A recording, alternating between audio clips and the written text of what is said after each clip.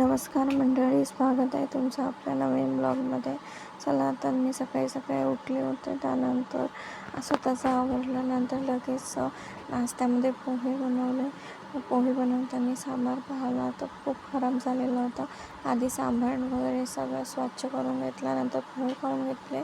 नंतर मग बघा, यांच्या आंघोळ वगैरे झाल्या तर यांना मटकायचं होतं. तर यांनी नुसतं आपल्या हातानेच नेलपेंट वगैरे लावून घेतलं आहे.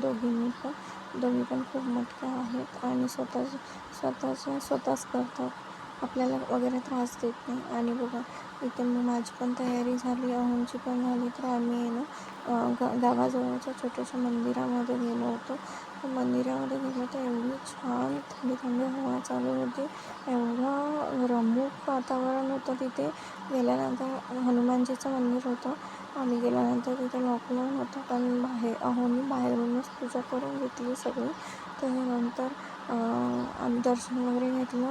नंतर ह्या दोघींचे इथे खेळणे वगैरे चालू झालं होतं एकमेकींना, कारण की मंदिरामध्ये कोणीच नव्हतं. घरी आलो तर बघितलं तर काकूंनी अर्धा स्वयंपाक केला. त्याच्यानंतर मी कढी बनवली. काकाजींना उपवास होता म्हणून मी साबुदाणा बनवून घेतला. त्याच्यानंतर बाकी सगळं तर बनवणं झालं, लाडू चिवडा वगैरे. तर शेव राहिलं होतं, तर आम्ही त्या दिवशी शेव पण बनवून घेतले. इकडे बाहेरून बैलांना वगैरे सजवणं झालं.